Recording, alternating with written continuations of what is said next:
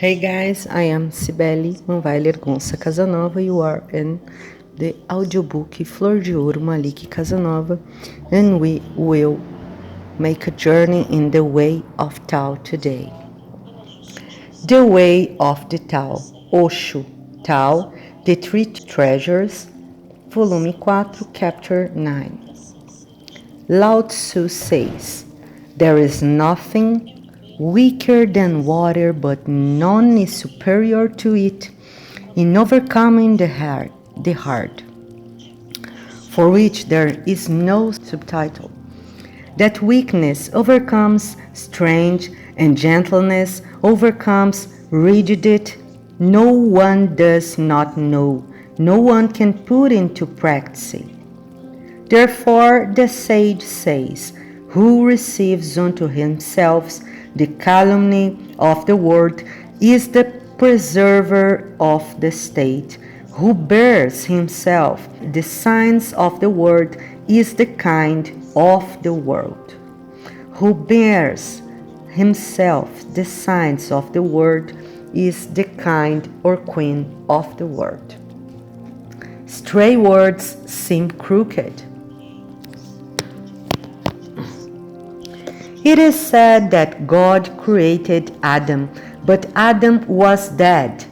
Then God breathed in him, and he became alive. The same story is told in many creations, myths all over the world, Christian, Hindu, Jewish, and many others. The story seems to be very significant. The meaning is that when you breathe, you don't breathe, God breathes in you. The host breathes in you. This has to be understood very deeply because the word, the whole method of Tao, the whole science of yoga depends on breath. Because this is going to be the last lecture on Lao Tzu 1. I would like to tell you everything about the systems so that if you want, you can move into it. Not only think about it, but become one with it.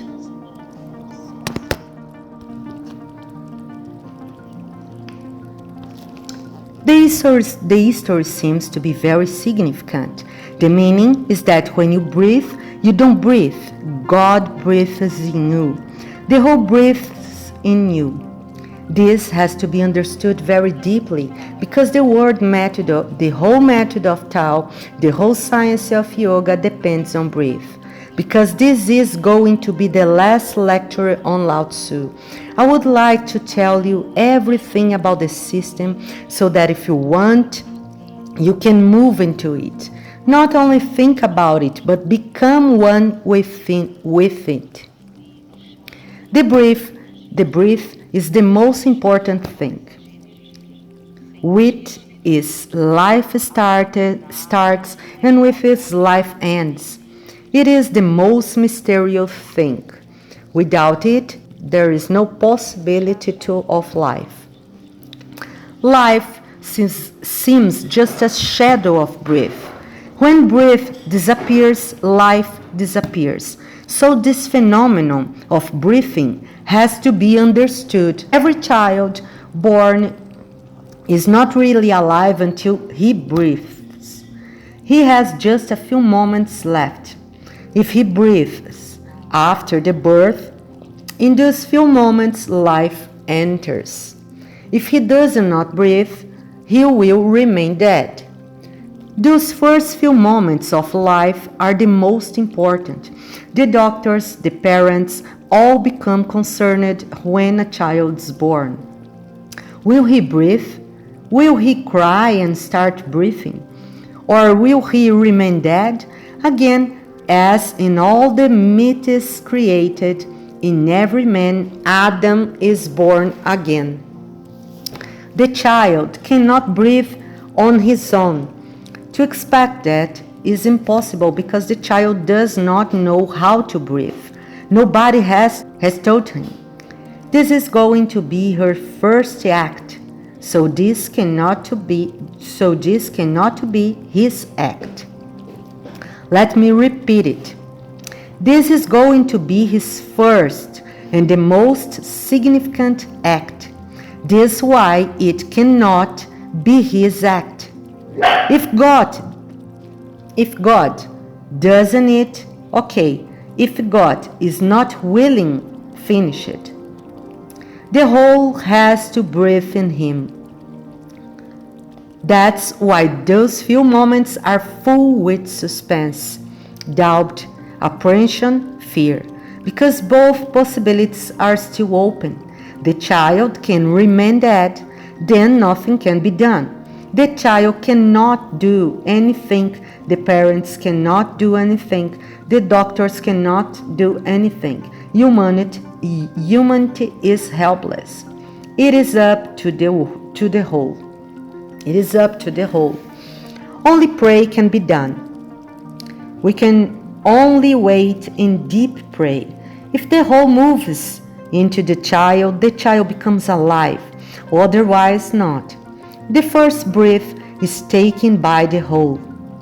And if the first breath is taken by the whole, then everything else which depends on breathing cannot be your act.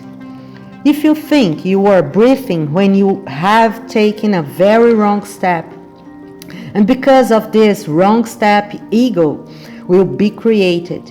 Ego is accumulated ignorance. I will repeat. Ego is accumulated ignorance. You miss it. You have not been breathing. The whole has breathed into you, but you have taken it as if you were breathing. The first act of breath bridges you with the whole, makes you one with the whole, and all that follows will not be your activity. All that is going to happen after this first breath, till you die, till the last breath, is going to be the activity of the whole. The whole will live within you. You can think that you are doing all those things. Then you live in ignorance. If you become aware that the whole is doing everything, you are being possessed by the whole, breathed by it. You are just hollow bamboo, a flute. The sound comes from the whole. The whole life comes from it. Then you live a life of enlightenment. This is the only difference between ignorance and enlightenment. One step in error, that I have done it, and the whole journey goes wrong. One step right, that the whole has been doing it in me. I'm not the doer, I'm just the field of his play, a flute of his songs, a reed, nothing more, an emptiness in which the flow moves life. Then you live a totally different life, a life of light and bliss. This is the first act, this breath. Many more things have to be understood about it. Life starts with breath, and that also, and everything is between these two. Then yoga, Tao, tantra, all science of inner alchemy cannot neglect breathing. Yoga calls it prana. That word, it's beautiful. Yoga calls breathing prana. Prana means the elan vital, the very vitality of your being. This is prana. It is not just air coming and going through your lungs. Yoga says the air is just the outer layer of it. Hidden deep in that layer is vitality. So breathing has two parts. One, the body of breathing, made up of oxygen, nitrogen, and so on. And two, the spirit of breathing, made up of vitality, God Himself. It is like your body is there and your consciousness, is hidden deep down in your body. The body is a protection, a vehicle. The body is the visible vehicle for the non-visible you. And the same is the case with every breath. The breath itself is just the outer layer, hidden deep in it is life itself. Once you discover that God Himself is hidden in breath, you have come to know yourself. That's why there is so much insistence and so much search in yoga, Tao, and tantra about breathing. If you simply go on breathing and thinking that this is just air coming in and going out, you will never be able to penetrate the mystery of it. And you will remain completely obvious yourself. Then you will remain rooted in the body.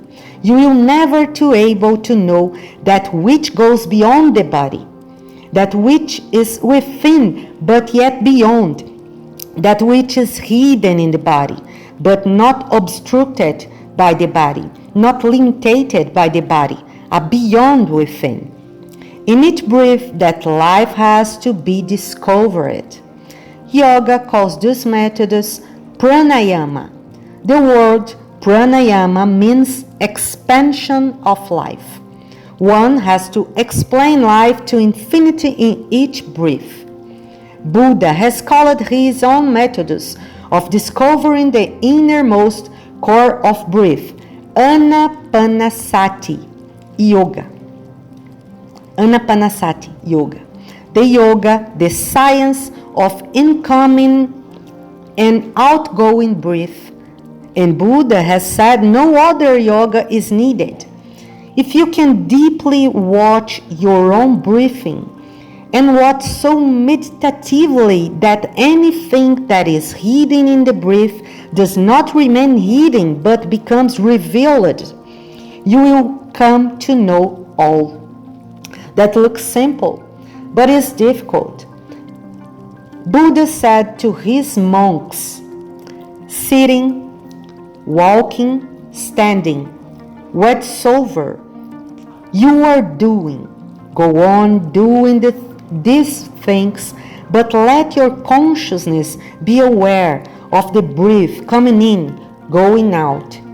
Go on looking at your own breath, and one day with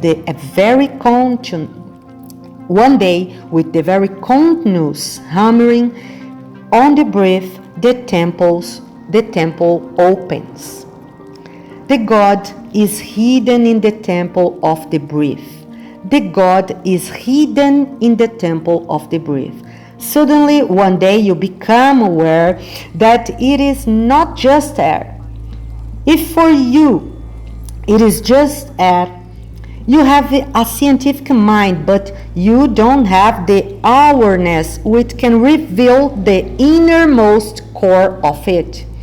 Then you can analyze and come to know how much oxygen is needed, how much hydrogen, how much nitrogen, how much carbon dioxide. And you can go on playing with the body of the breath. But you missed the innermost real phenomenon. That's why if a man is dead, you can give him, pump into him, the right proportion of oxygen, but he will not be alive unless God breathes in it, unless it contains the innermost consciousness of the whole. It is a dead breath. Oxygen will pass through the lungs, nothing will happen. Breath is the first action, and it is not your action. The second action is thirst. That is not your action.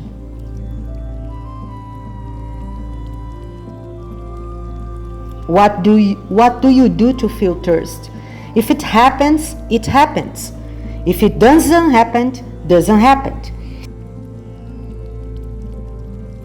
Can you try to feel thirst? That is impossible. It happens deep inside you. God breathes in you. God feels thirst in you, or the whole does. When I say God, I mean the whole. The part is just a part. After the child has taken his first breath, the second phenomenon you arise in him, and now there is going to be a chain, and the whole chain has to be understood. Thirst will arise, then hunger will arise, then there will be a need for physical activity, then sex will arise, then there will be a need for mental activity, then love will arise, then there will be a need for aesthetic activity, poetry, painting, music. There are eight activities. And then the ninth, the last, arises, the need for spiritual activity, meditation, samadhi. And this is the beauty of the whole phenomenon, that the 90 is again the first, because the 90 again pay attention to breathe. The circle is complete. First is breathe. 90 is again breathe. That's why no spiritual science can neglect breathing. Even God can be neglected. Buddhism does not believe in God, does not believe in soul that can be neglected. But breathing cannot be neglected. Mohammedans and Christians may be having different conceptions of God. Hindus again different, Jains, but nobody can neglect breathing. Breathing is the first, and breathing is going to be last. Spiritual activity is coming back again to the first breath, to the original purity. Now, I would like to discuss all the phenomena because that is your whole life. First is breathe. Second, thirst. Third, hunger. Mohammedans and Christians may have different conceptions of God. Hindus again different, Jains, but nobody can neglect breathing. Breathing is first and breathing is going to be last. Spiritual activity is coming back again to the first breath, to the original purity. Now I would like to discuss all the phenomena because that is your whole life. First is breathe. Second, thirst. Third, hunger. There are people who finish at the third, who think, eat, drink, be merry is all. Their life is not completely. They cannot feel fulfillment because the circle is not completed. Fulfillment means that you have completed the circle. The last has joined with the first. Then there is fulfillment. People who you find fulfilled are a circle, not a line. People who you find fulfilled are a circle, not a line. A line is always incomplete. All desires move in a line. That's why no desire can ever be complete. Because no desire moves in a circle. It is linear. It always moves, but it's always incomplete. Wherever you stop, then 1,000 hoppers or 10 million hoppers, it makes no difference. Wherever you stop, you are hanging. The thing is not complete, something is missing. You can become rich, you can become very powerful, but it will not be contentment full. Contentment is only when your life energy becomes a circle. Have you watched how the whole existence moves in a circle? The seasons move in a circle. The stars move in a circle. Suns and planets move in a circle. The whole moves circularly as well. Well, in life, in existence, nothing is linear. Everything is circular. And if you want to live a life of the whole, you have to follow the ways of the whole. Move like seasons, move like stars, become a circle. When I say become a circle, I mean become back to the original source. Breathe, thirst, hunger. These are the first 3 steps. If you move on up to the third, you have not entered the temple. You will be on the step. The fourth is physical activity. There are people who go up to the fourth. To them, physical activity becomes a sort of meditation. In fact, everything can become a sort of meditation, because in everything there are 2 dimensions, just as there are in the first breath, the outer and the inner. That's why fasting has been used. To fast is to try to discover in hunger the other dimension. Fasting means an effort to move into the desire of hunger and to come to know that the divine. That's why fasting becomes so important in so many religions. It can give you a glimpse. If you fast long, the glimpse is possible, but I'm not in support of it, because you are not making the whole circle. You are jumping, not moving gracefully. From the third hunger, you can try to reach the first. It will be a small circle, not the whole compass of life. It will not be very comprehensive. It will not be very rich. That's why people who have attained to any spirituality by fasting, you will always find a little stupid. Moving among Janai monks for many years, I was suddenly surprised. I had never come across really intelligent men. They all looked stupid. The reason is deep. The reason is they have been depending on fasting. They are trying to find a shortcut. Beware of shortcuts. Life doesn't like shortcuts, because then you can move to the source without growing. You bribe, you don't grow. From hunger, you can jump. That means without knowing the whole complexity of life. The life of sex, love, aesthetic activity, you remain impoverished. You remain impoverished. What I am saying is fact. You can go and look at Jaina monks. They are pure people, but stupid. Nobody can say anything against their purity. Pure they are, sincere they are, serious they are, but they have chosen a shortcut. They have been trying to bribe existence and reach home before their time. One can reach, but one will reach without growing, without maturity, a certain type of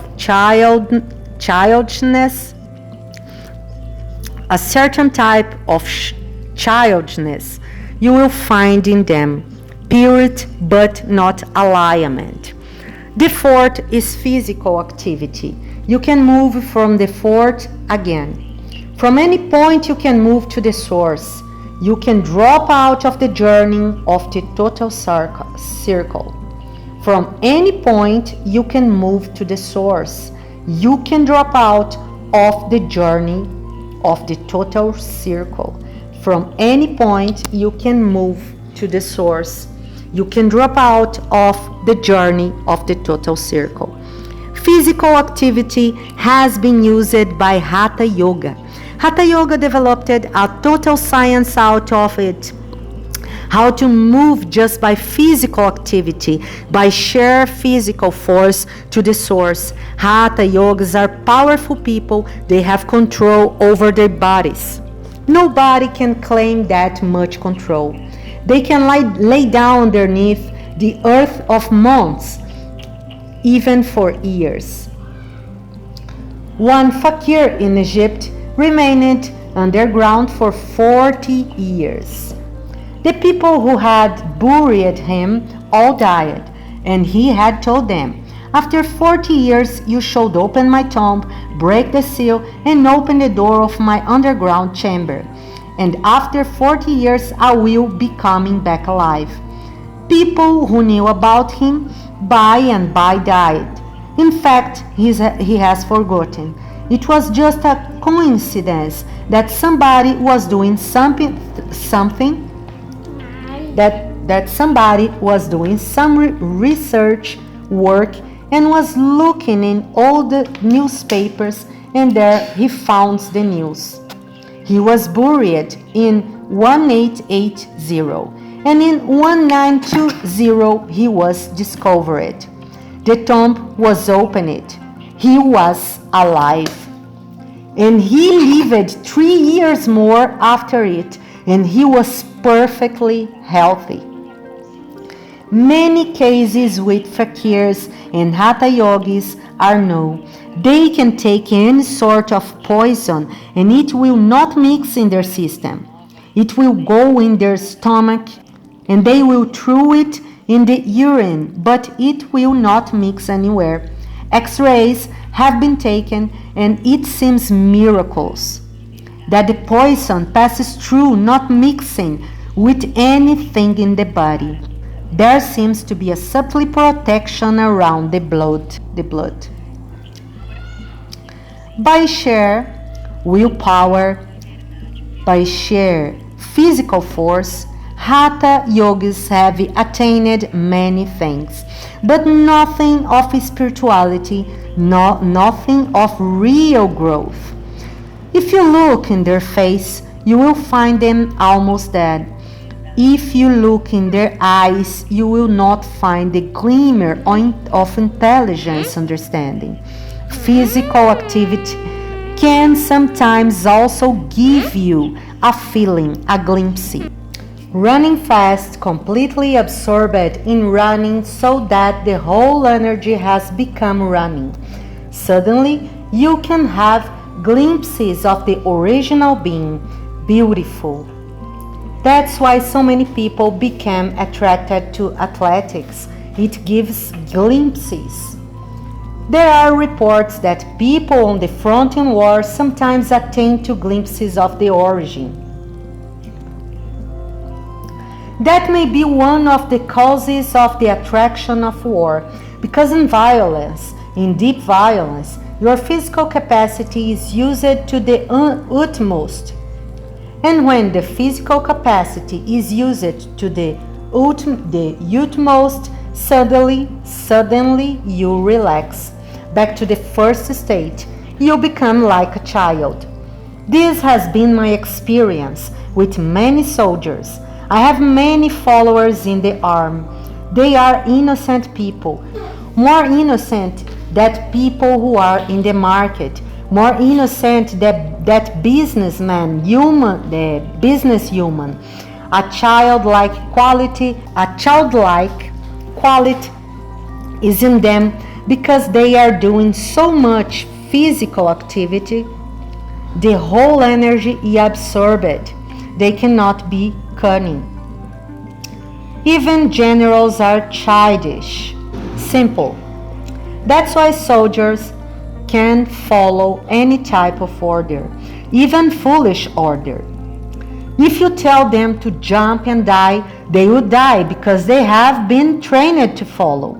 They will not give a second thought to it. They are just like children. But again, the circle is not complete.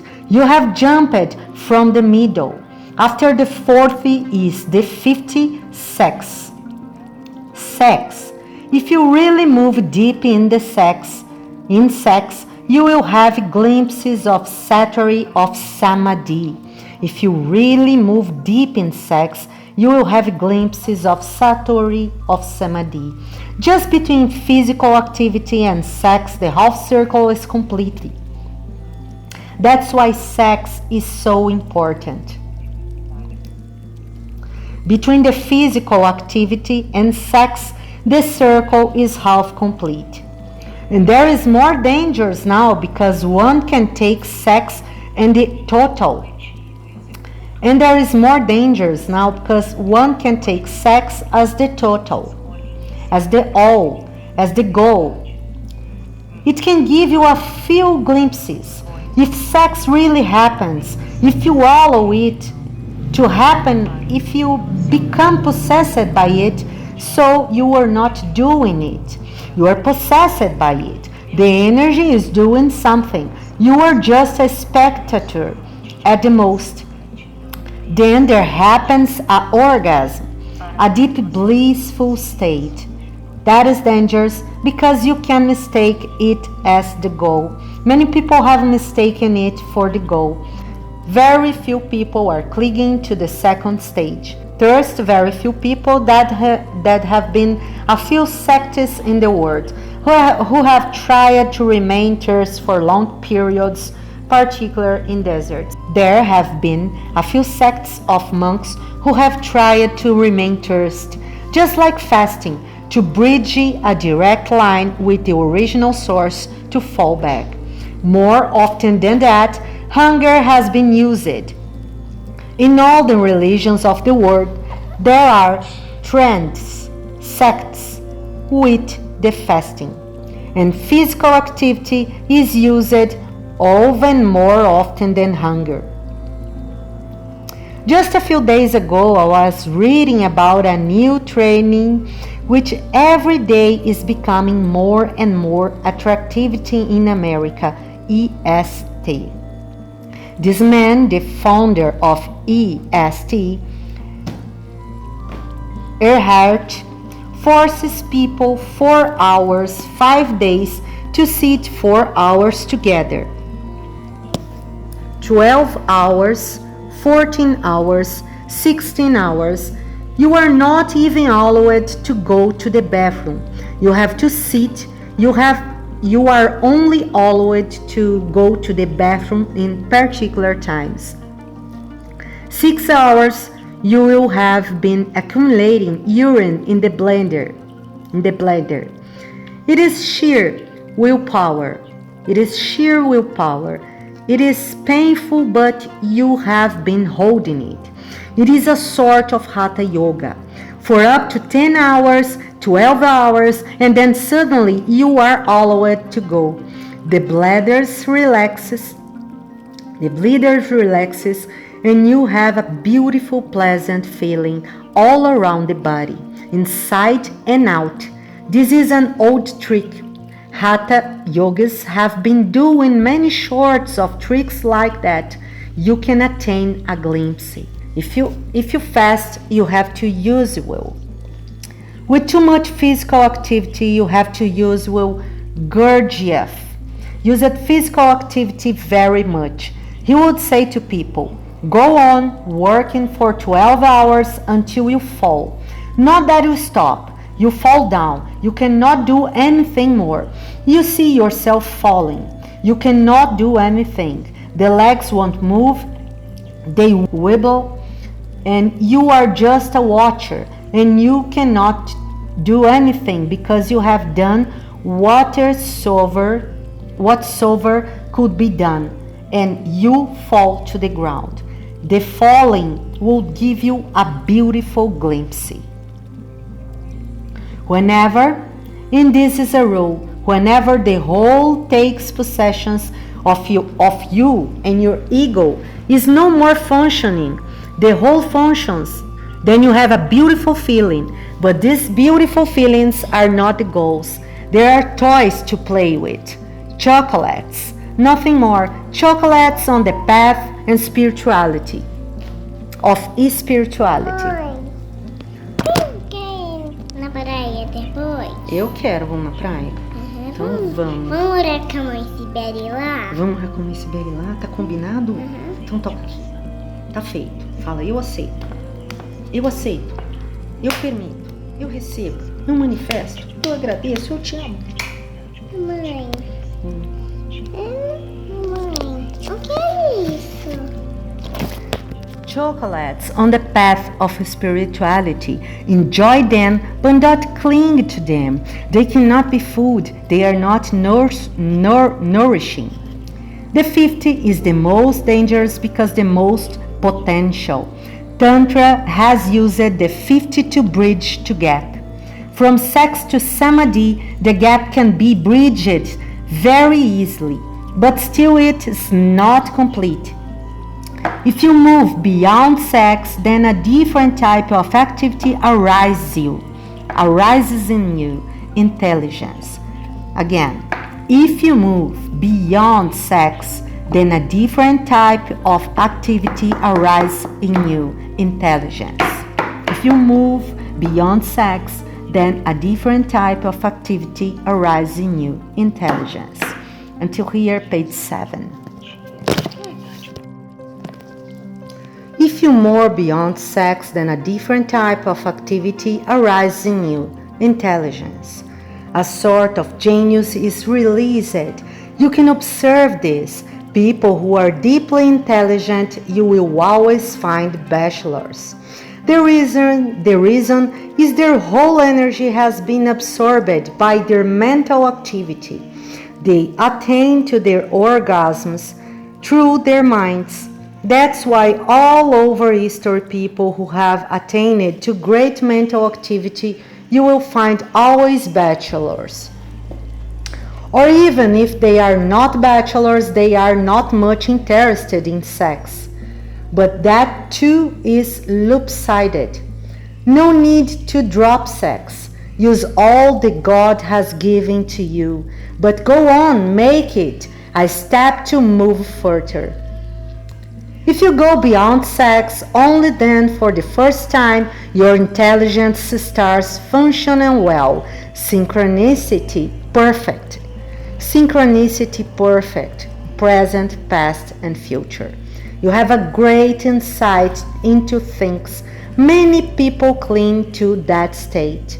They become theologians, philosophers, thinkers, scientists, and they think the goal is achieved. The goal is not yet achieved. If you go beyond the 60 mental activity, then love is born. Then your heart starts functioning. The same energy is moving. The same energy that took the first breath, was hungry, thirst, becomes sexual, become mental, now becomes the energy of the heart. Love arises, but love also is not the goal. You can remain in love. It is a beautiful phenomenon, and you have gone far enough. It is the 7th step. Just a little more and the circle will be complete. People who are of the heart will look to you to be very involved. Saint Francis of Assisi and others, they will look to you very, very involved. You will have a different feeling of their being. Their quality will be different. If you come near them, you will feel a magnetic force. They will have a field of energy. They can pull you in. Near them, your own heart starts functioning. Very enveloped, very involved people, but still the evolution is not complete. If you go beyond love, then real aesthetic activity starts. Then poetry arises in your being. Then for the first time you have the capacity to feel music. Then for the first time you look around and the beauty of nature is revealed. Then you listen to the harmony of universe, the symphony of stars. Then everything starts to becoming more and more beautiful. Layers and layers of beauty are revealed. Your eyes have a penetrating force. Your eyes have a penetrating force. Wherever you got deep. Even in rocks you feel flowers blossoming. But this, too, is not the end. Many cling to this, and there is much temptation because this is just the last step. The goal is just in front of you, and it always happens when the goal is just in front of your relaxes, feeling that one has arrived. But unless you become the goal, you have not arrived. The temple may be just in front of you, but unless you have become one with the goal of the temple of have not arrived. These people, aesthetic people, become great mystics. They talk of the beauty of God. They have become bulls, madmen of God, Sufis. That is the last. One step more, and that step is the spiritual. This ninth step is again the first. The circle is complete. This ninth step is again the first. The circle is complete. Again, you start breathing, but not like a child, like a sage. A child breathes unconsciously. He does not know what is happening. God has entered in him, but he does not know. He has not heard the footsteps. He was so fast asleep in the womb, so deep in darkness, he has not seen anything. How could he see? How could she see? How could? He was not even alive. He was unconscious.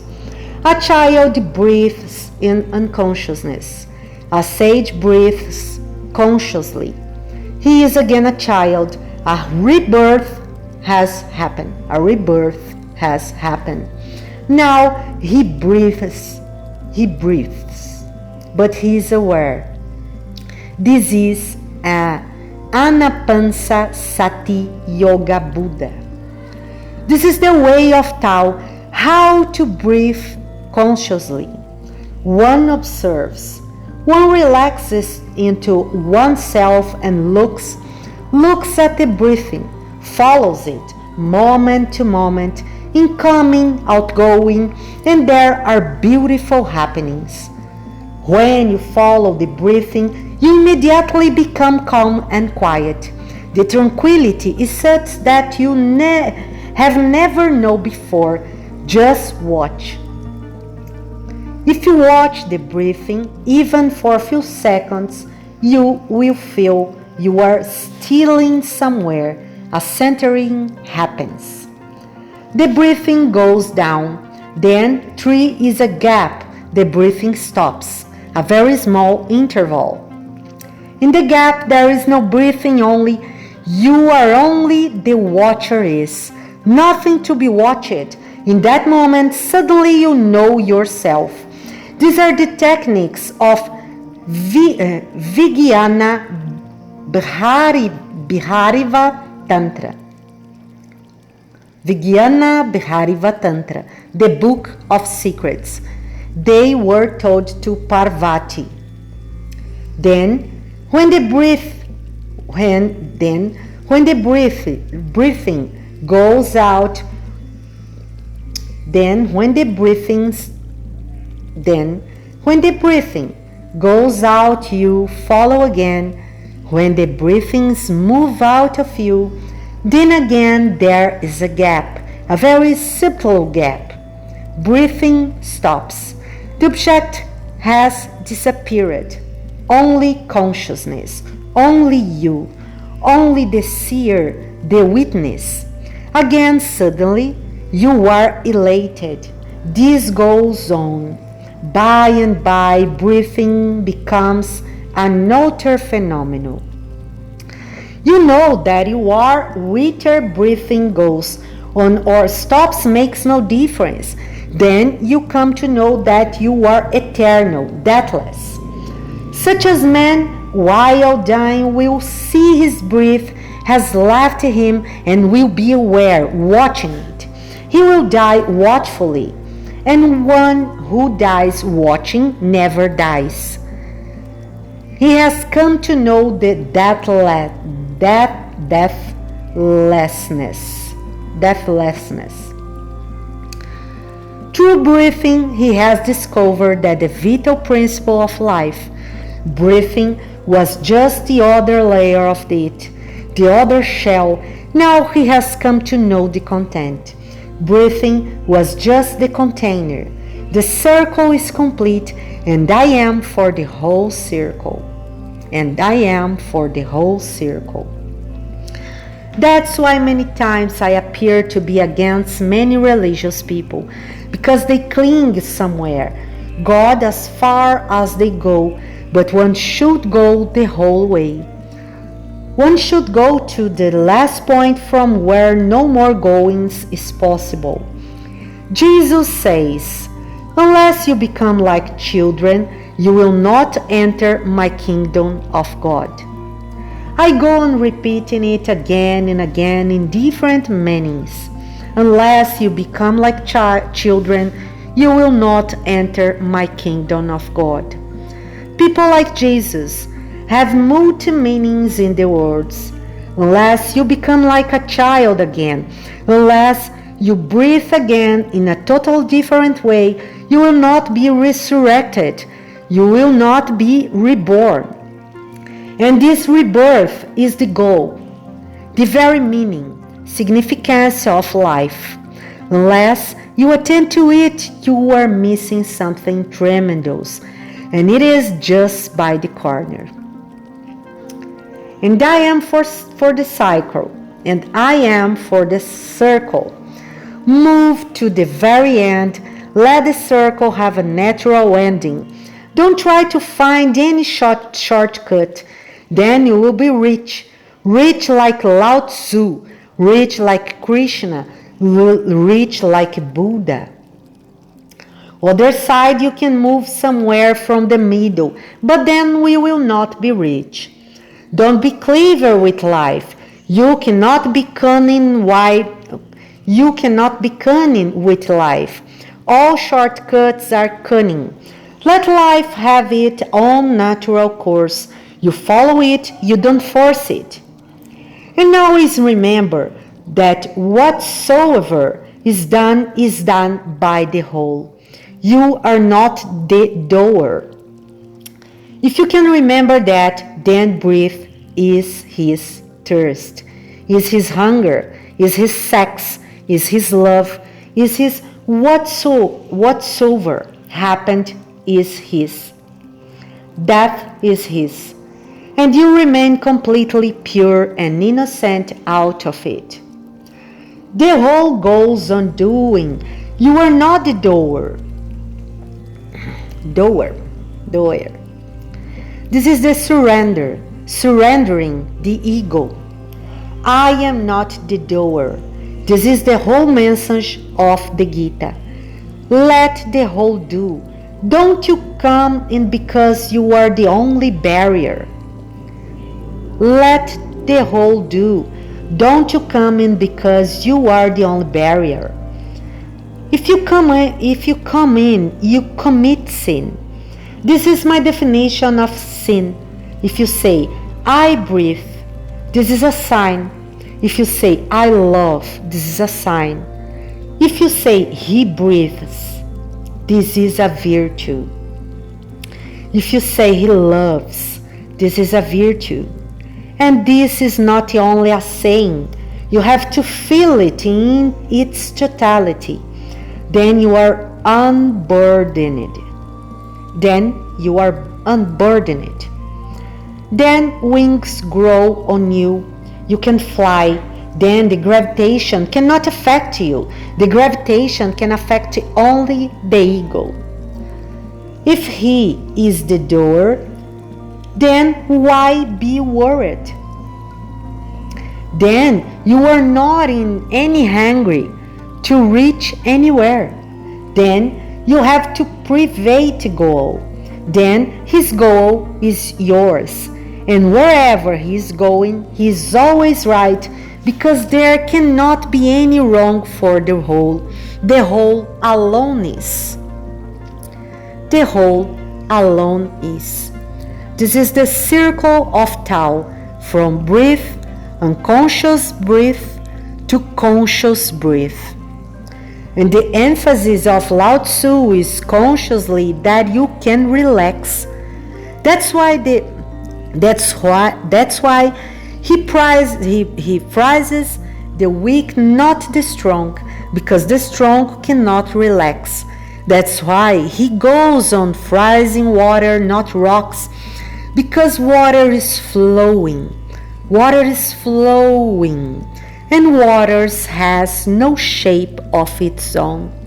Water is flowing, and water has no shape of its own.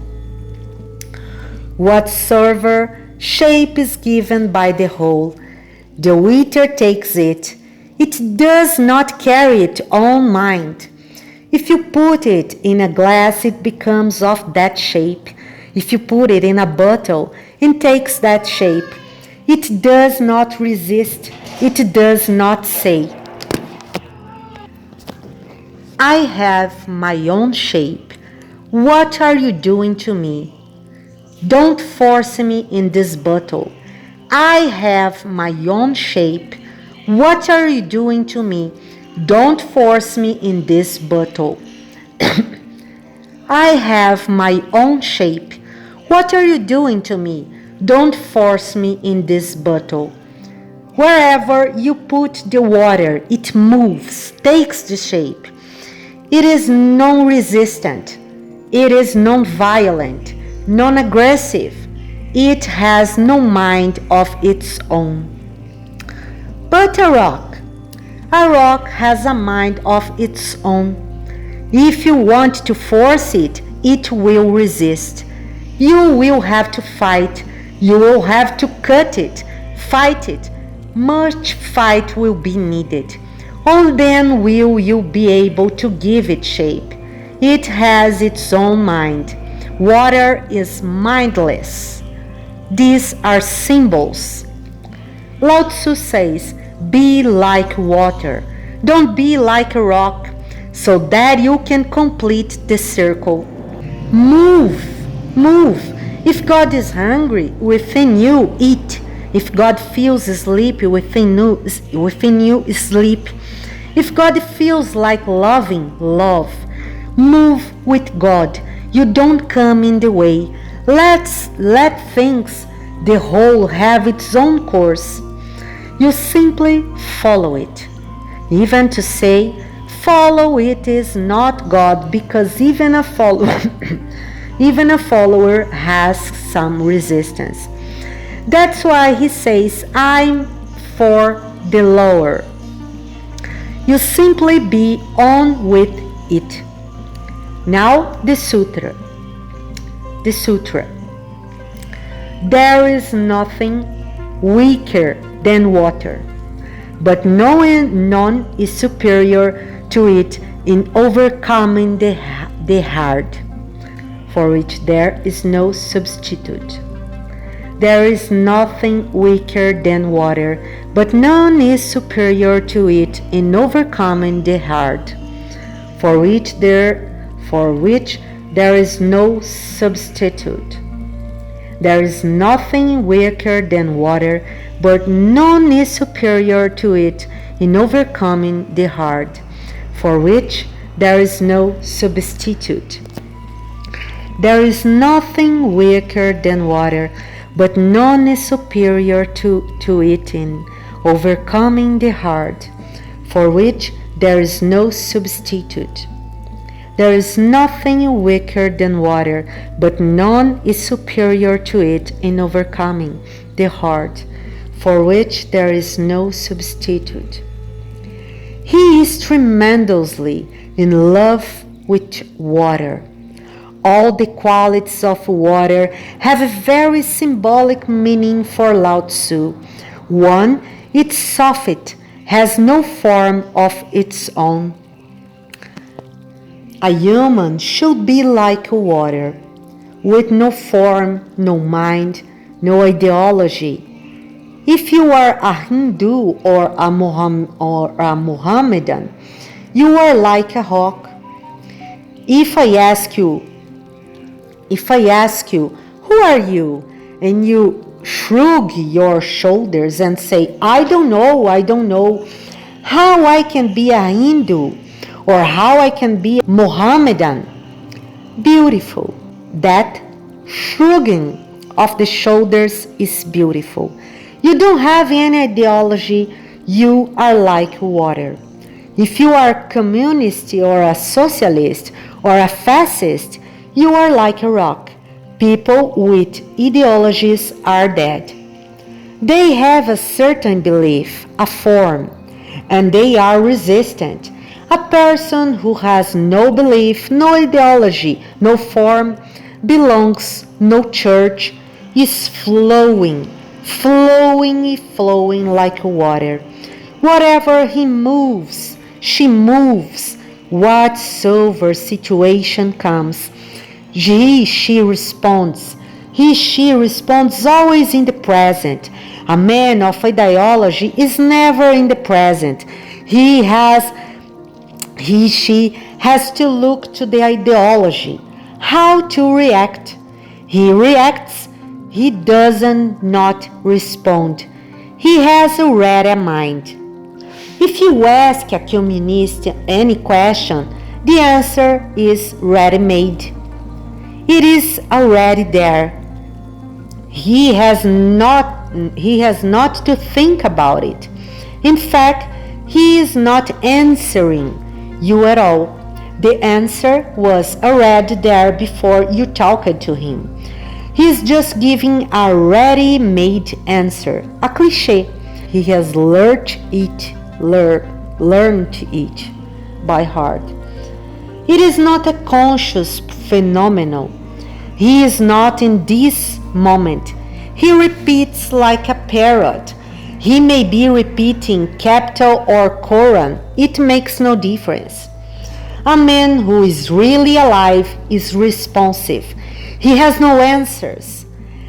When the question arises, she responds to the question, and the answer is created. In fact, she is as much surprised by the answer as you will be surprised. She never knew it, because there was no situation like this before. She is like water. Water is soft. The second thing, water is always flowing low. Lowards, finding, seeking low places, valleys. That too is very, very important for Lao Tzu. He says, never try to go upwards, because then there is fight, because all are going upwards. Never try to go to New Delhi because everybody's going there. There is going to be competition, jealousy, fight, struggling. Move to the valley where nobody's going. Don't be like fire, be like water. Fire moves upwards, water moves lowards. It always goes towards the ocean, the lowest place in the world. It seeks the low. If it can find a still lower, place it immediately. Starts moving. It is always for the lowest place. Why? Because the lower you move, the less competition, the less violence, the less aggression. And you are not fighting with anybody. And if you fight with anybody, one thing is certain: you cannot live yourself. The whole energy becomes fight. The whole energy becomes fight. Politicians never live their lives. They don't have any time. They don't have any space. They don't have any energy to live their life. They are always fighting others. They end fighting. A man who wants to live should never be a politician. A human who wants to live should never be a politician. Water is very non-political. Water is very non-political. Be like water, move, find the lowest place where nobody is to compete because nobody wants to go there. Then you can relax. Then you can be yourself, and that is the glory.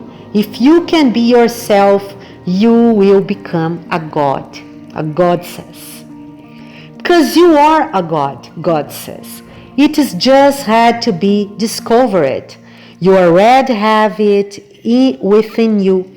You just need time, space, relaxation, leisure, so you can relax on a beach, lay down naked under the sun on the ants, and not a worry in the world.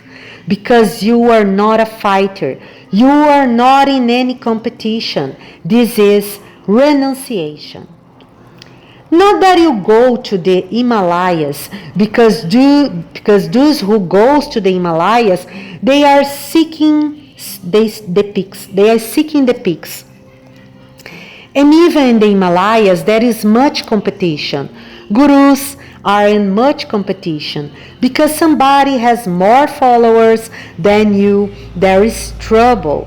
Or someone has made a bigger ashram than you, then there is trouble. Even in the Himalayas, there is politics. The old sannyasins, are really politicians of the spiritual. They are moving higher. Their heaven is there, high in the skies. And Lao Tzu says, my heaven is there, low, the lowest place in the world, where I can be myself. Nobody butters me, and I don't butter anybody. This is the true, the deeply true, and can be understood like a renunciation. You can live in the world, then there is no problem. If you just know not to be a competitor, because competition is for ego. For the being, for your real being, no competition is needed. You are already that, the highest. So why butter for hate? For the being, for your real being, no competition is needed. You are already that, the highest. So I butter for height? Lao Tzu says this. Only inferior persons, people with inferiority complexes, try to reach the heights.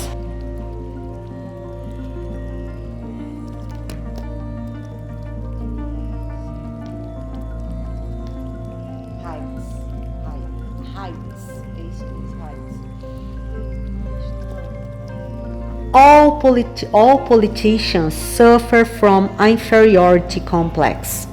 They need treatment, psychological treatment. They need much cleansing. They are inferior people. Deep down they suffer from inferiority. To hidden that inferiority, they fight to go high. When they reach, they become prime ministers and presidents. Then they can say to the world, who says that I am inferior? Look, if I was inferior, then how could I have attained to such heights? I'm superior. The longing for superiority belongs to the inferior man. A superior man or woman doesn't butter. A superior man can afford to be inferior. Remember this. A superior people, a superior human can afford to be inferior because it makes no difference. He is so superior. He is so superior, or she is so superior, there is no point in becoming a president of a country. That will not add anything to his stature.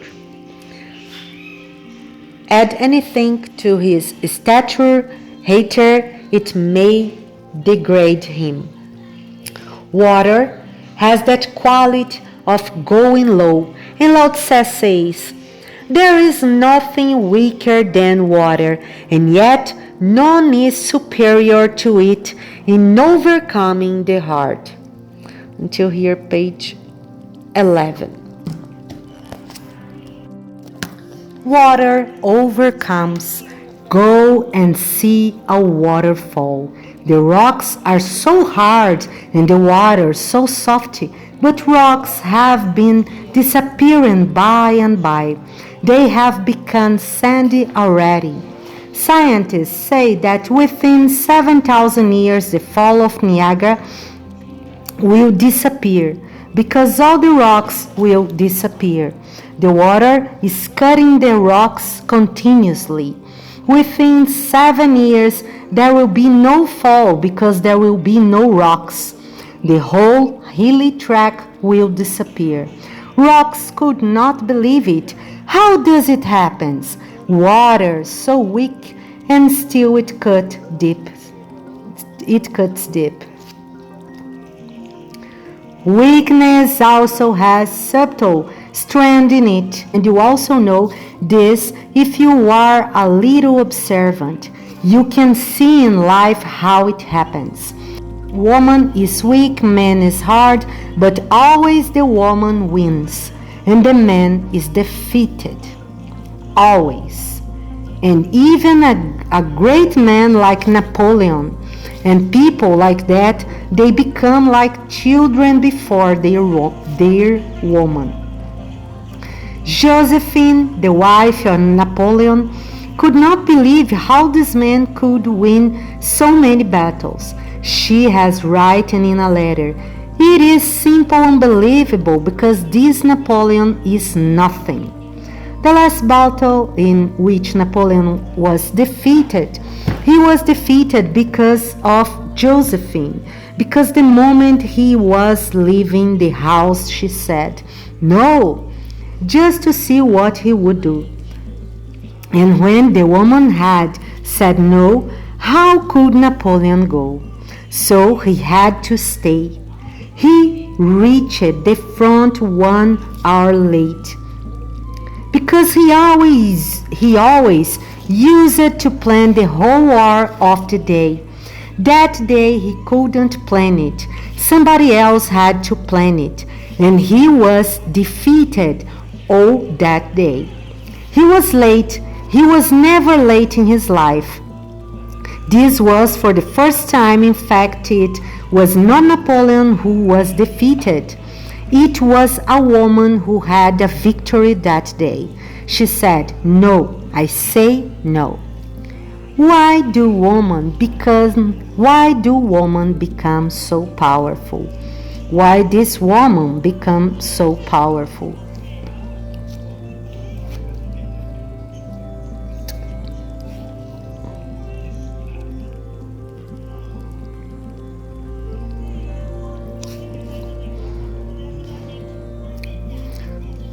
Weakness is their secret. They are weak like water. Weak like water. In the beginning you say, what can they do? You are like rocks, but in the end you know you have become like sand. All husbands by and by are converted to hand-packed. All husbands by and by are converted to hand-packed husbands. It is natural. If it has not happened to you, something is wrong, and nothing is wrong in it. It is said, it is an old story, that once Akbar asked his wise men,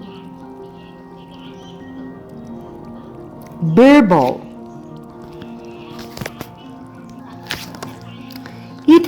It is said it is an old story that once Akbar asked his wise man Birbal, "What do you think? Sometimes I become worried. All the people in my court look happy. Is there not even a single brave man? And Birbal said, difficult, but we will try to find one. They were all brave men. They could put down their life in a single moment if it was ordered. Their bravery was not in any way suspected. Birbal made arrangements. He said, tomorrow come decide that you will ascend the truth. Anybody who tells a lie is going to the gallows. Think over it. The king wants to know the truth. Wherever you are afraid of your wife or not. They all become, the king asked, those who are afraid of their wives should come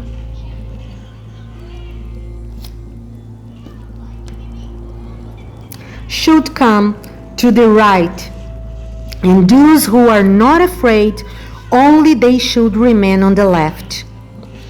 All moved, accepted a single teeny man. Even Akbar could not believe that this man, whom he had never thought could be a brave man, but at last, seeing that one was there, he said, I'm happy because I was thinking that not even a single man would be there. That man said, wait, don't be happy so soon. When I was coming, my wife said, don't stand in the crowd. That's why I'm standing here. It is natural, the feminine principles wins, and Lao Tzu is all for the feminine principles. Why does the woman win? She is so soft. In fact, she never fights, she pursues. She does not fight directly. Her fight is very indirect and subtle. If she wants to say no, she will not say no directly, but in 1,001 ways her whole being will say no. In the way she puts the plate down, she will say no. In the way she moves her sari will make a sound and say no. She will not say no, she will say yes, but her whole being will assert the no.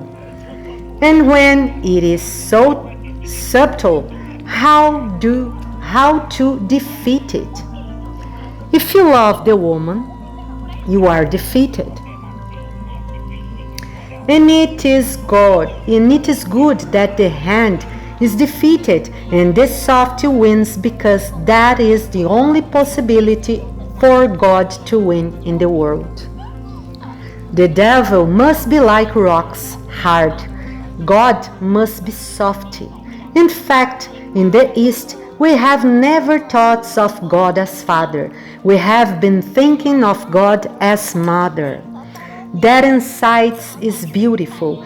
God should not be thought of a father, because then the male principle is hard.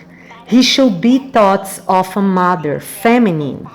God the mother seems better than God the father, because he is always or also very subtle.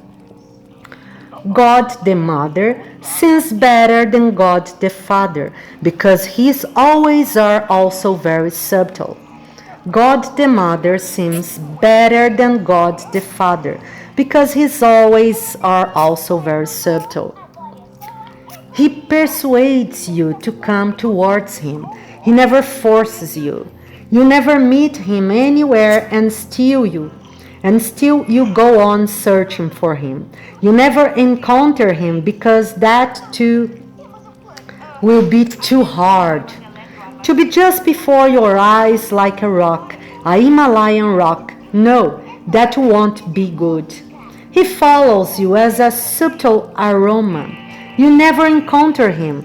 You would never come face to face with him.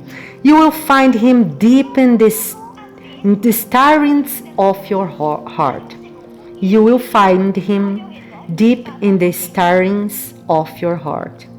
You will not find him like a storm. He comes like a subtle breeze. Only those who are very subtle will be able to feel it. He comes like a flower. He persuades you to come towards him. He never forces you. You never meet him anywhere and still you go on searching for him. You never encounter him because that too will be too hard. To be just before your eyes like a rock, a Himalaya rock, no, that won't be good. He follows you as a subtle aroma. You never encounter him. You would never come face to face with him. You will find him deep in the stirring of your heart. You will not find him like a storm. He comes like a subtle breeze. Only those who are very subtle will be able to feel it. He comes like a flower. In India, we made the image of God in stone. That should not be done. To compensate, we go and put flowers before it. A flower is more good-like than the stone. In fact, stone images should disappear from the world. A flower is enough. Put a flower there, and that becomes God. God is like a fragrance, not like a French perfume, so strong and aggressive. No, but very subtle, silent, non-aggressive. Only sometimes when you are turned, you feel it. You miss it again and again. It is the music of silence. There is nothing weaker than water, but none is superior to it in overcoming the heart, for which there is no substitute. That weakness overcomes strength, and gentleness overcomes rigidity. No one does not know. No one can put into practice. It is very difficult to know it. To understand it is possible. To know it, difficult. Knowledge is too gross. Knowledge is too gross. If you go to know it, you will miss it, but you can understand it. What I call a tacit understanding is possible. If you watch life not in any way trying to know it, there is a difference. If a scientist comes to this garden, he will move aggressively, not that he will be aggressive, but he will move aggressively. His eyes will have aggression. He will look at the flowers, at the trees, to penetrate their secret, to know their nakedness, to know what they are. Science is like rape. It is not like love. He will cut, dissect. He will try to penetrate forcibly to the secret. Forcibly to the secret. Then comes a poet or a painter or a musician. He moves, but his movement is totally different. He moves watchfully, of course. It is holy ground. To be near a flower is to be near a temple. To be near an alive tree is to be near God. It is holy ground. He moves very cautiously. He is watchful, alert, but he does not rape. He does not jump and be aggressive. Only he waits with deep receptivity. If the plant has to give something, he is ready. He will receive it with deep gratitude.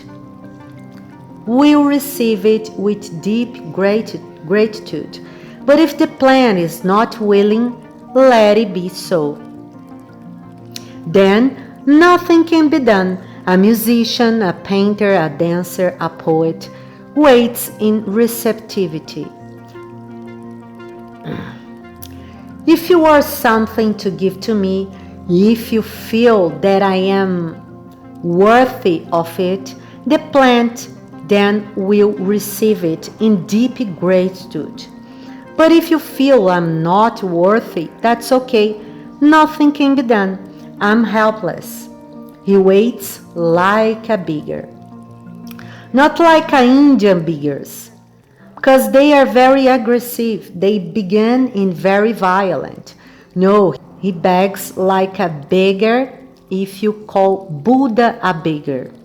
Yes, we have called him Bhikkhu, a beggar, Mahavir too. They were beggars of a totally different quality, of a totally different grandeur. They were not aggressive. They would come to our house. They would stand before your house. If you give, it's okay. They are grateful. If you don't give, them too, they are grateful. Their gratefulness does not differ by your giving or not giving. They thank you, they pray for you, they move.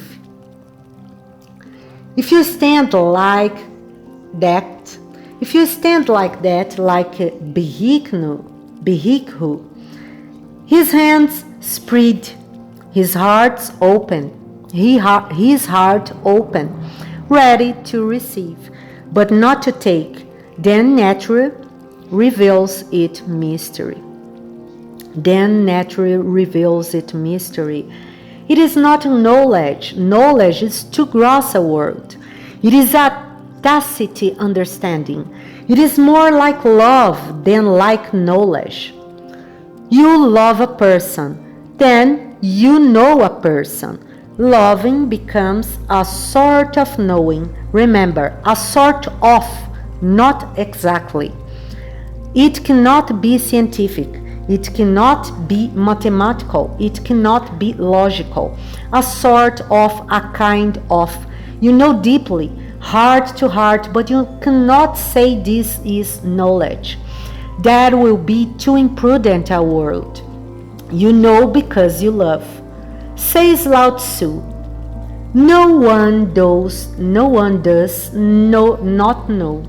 No one does not know, no one can put into practice. No one knows it. No one can practice it, because to practice such as deep tacit understanding is impossible. Practice is gross. You can live it. You cannot practice it. You can know it as an understanding. You can live it. You cannot practice it. A real man of understanding simple lives his understanding. He is not practicing. People ask me, when do you meditate? I don't meditate. I cannot be so foolish.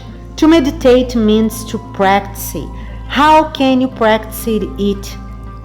You can be it, but you cannot practice it. People ask me, how do you pray? I never pray. I live my praise. I don't pray. Prayer is my way of living. My way of living is my pray. It is not separate. If you understand, you live it. If you know, then you have to practice it, because knowledge does not transform. You know something, then the mind asks, how to do it? No.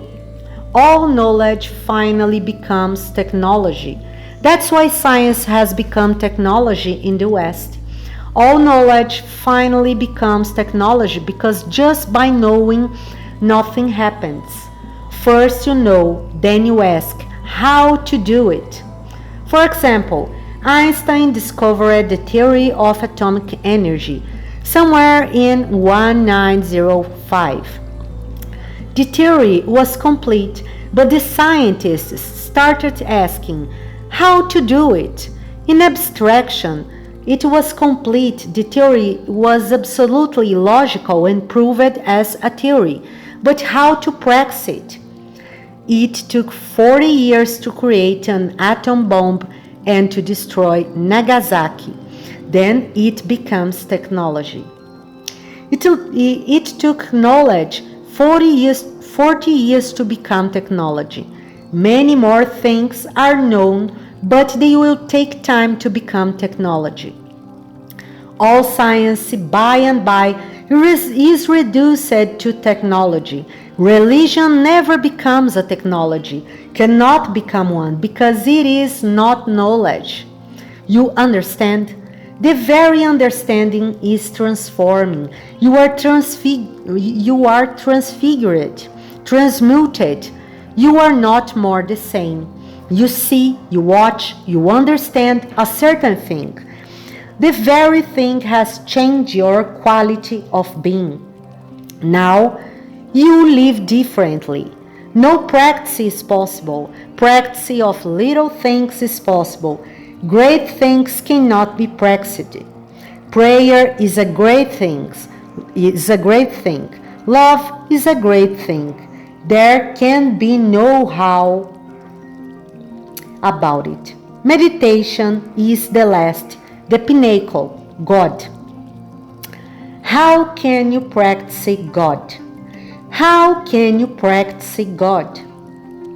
God says, you can become, but you cannot practice it. And you can become because you already are.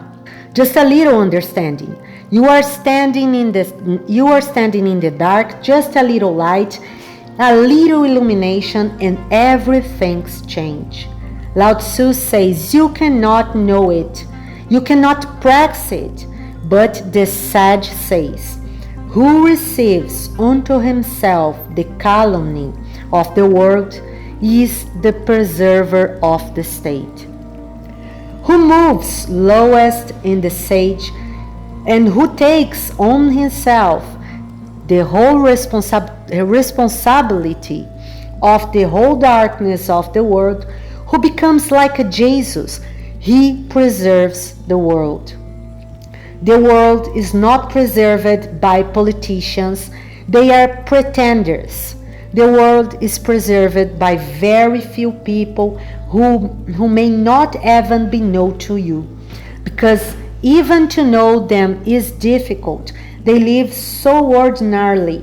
They are lost deep in the woods of the world. You may not be knowing them. There is a story in the Bible, a beautiful parable. There was a town called Sodom. From that town comes the word sodomy. The people had become very corrupted. All sorts of sexual perversion were prevalent. People were homosexual, people were making love to animals. The whole town was perverted. God decides to destroy the town. But there was one difficulty. There was one good man in the town. Unless the good man could be persuaded to leave the town could not be destroyed. Angels were sent to persuade the God.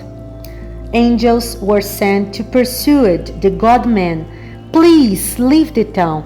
Because of you, the town cannot be destroyed. Please leave the town. Because of you, the town cannot be destroyed. But the good man was difficult to pursue. He said, I'm needed here. Where should I go? These people are ill. These people are perverted. Their lives are miserable. They live in hell. I'm needed here. Oh no. And I'm responsible for these people because they don't know and I know. That's why I'm responsible. Look, he said, because they don't know, how can you tell them they are responsible? They are doing all sorts of things unknowingly. They are completely obvious. They are completely obvious, ignorant, not remembering what they are doing. They are as drunkards. I am the only one who knows what is happening. And if I go, then who will save them? I'm responsible for them. So it is said the good man was persuaded in very cunning way. He was told, there is another town, Gomorrah, where people are even more corrupt. You please go there. So when the man was going to Gomorrah and Sodom were both destroyed, because he was just in the middle. The world is preserved by very few people, a few people of crystal purity, of childlike innocence, but they feel responsible because they are aware. It is said that when Buddha reached Nirvana, the last ultimate home, the doors were opened. There was great celebration because centuries and centuries pass, then only one person comes and enters in those gates. But Buddha would not enter. He stood at the gate, his back towards the gate. They were worried. They asked, "Why are you standing there? The door is open, and we have been waiting for you, and there is much celebration and much jubilation. Come in, be a guest." The Buddha is reported to have said, "How can I come in? The whole world is suffering. I will stand here until the last man passes by.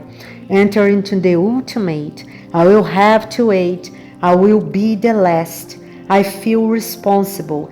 I'm aware, and they are not aware, so they cannot be responsible, but I am responsible." And the city that was cleaning its inside, and the Buddha its inside. The more aware you become, the more responsible you become. The more you feel, the more you become a help. Not that you start serving people, but your whole life becomes a service. Not that you are doing something for them out of any obligation. No, you are simply fulfilling your own awareness. Who bears himself the signs of the world is the kind of the world. Those are the real kings who are not known to history. History goes on talking about mock kings, false kings. History has not yet become a really authentic phenomenon. Otherwise, it will talk about Buddha, Lao Tzu. It will talk about Kabir and Krishna and Christ. It will talk about Mohammed and Mahavir. It wouldn't talk about Napoleon, Hitler, Mao Zedong, Stalin. It wouldn't talk about these people. These people are just mischievous. They are the mischief makers. They are like disease. They have to be eliminated. Because of them, the earth is a hell. But history goes on talking about them, and every child is corrupted by history.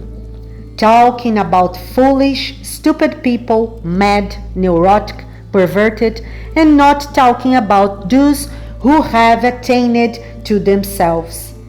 They are the real kings and queens of the world.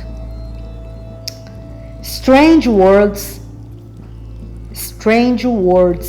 seem crooked. And Lao Tzu says, these words are very strange, but they will look crooked at the people because they are crooked. Osho said, nothing weaker than water. Volume 4, Chapter 9. And here is the end, this short lecture The Way of TAO.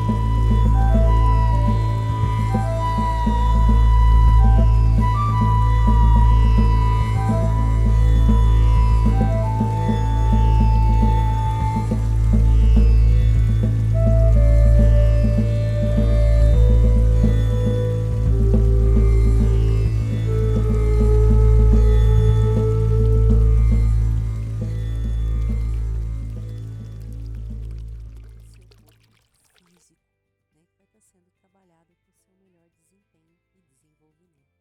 Bem-vindo, saudável, com prazer.